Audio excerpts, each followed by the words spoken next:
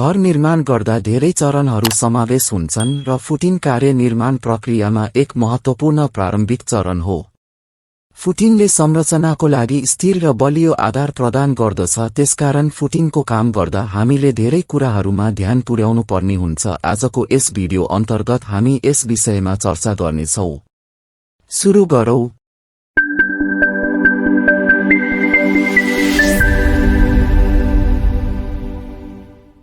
Design र फुटिङको प्रकारको आधारमा साइटलाई आवश्यक गहिराई र आयामहरूमा एक्सकाभेसन गरिन्छ। एक्सकाभेसन गर्दा के कुराहरूमा ध्यान दिनुपर्छ बारे जान्न चाहनुहुन्छ भने भिडियो माथि आई बटनमा राखिदिन्छु, हेर्न सक्नुहुन्छ। अब फुटिङ गर्दा सुरुमा आवश्यक डेन्सिटी र स्थिरता प्राप्त गर्न माटोलाई राम्ररी कम्प्याक्ट गर्नुपर्छ। त्यसपछि फोमवर्क राख्ने। एक्सकाभेसनमा फुटिङको आवश्यक डाइमेन्सन अनुसार फर्मवर्क सेटअप गर्नुपर्छ। फुटिङको लेभल र प्लम्बलाई विचार गर्दै फर्मवर्क सेटअप गर्नुपर्छ।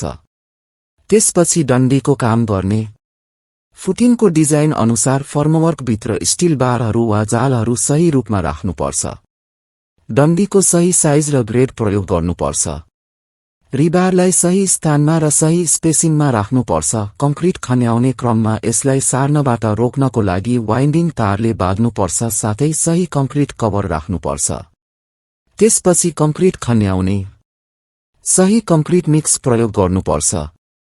कङ्क्रिट मिसिएको केही मिनेटमा सेट हुन थाल्छ, त्यसैले यो मिक्स गरिसकेपछि सकेसम्म चाँडो कङ्क्रिट खन्याउन पर्छ। कङ्क्रिटमा भाइब्रेटर प्रयोग गर्नुपर्छ, यसले कङ्क्रिटबाट हावा बुलबुले हटाउन मद्दत गर्दछ।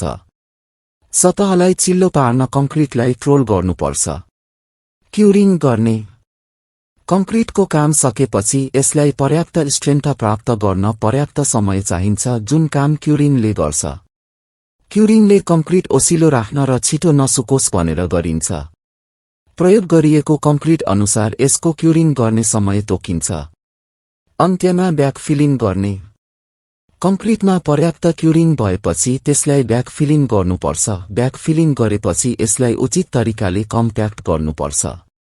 अन्त्यमा याद गर्नुहोस्, फुटिङ कार्य घर निर्माणको एक महत्त्वपूर्ण पक्ष हो र भवनको लागि बलियो र स्थिर जग सुनिश्चित गर्न प्रत्येक चरण सावधानीपूर्वक कार्यान्वयन गर्नुपर्छ। साथीहरू, आजलाई यति नै। आशा छ यो भिडियो तपाईलाई उपयोगी लाग्यो। यदि लाग्यो भने लाइक गरी शेयर गरिदिनुहोला। अर्को भिडियो कुन टपिक होस् भन्ने चाहनुहुन्छ कमेन्ट गरिदिनुहोला। साथै थप यस्तै भिडियो हेर्न च्यानल सब्स्क्राइब गरिदिनुहोला। धन्यवाद। Go.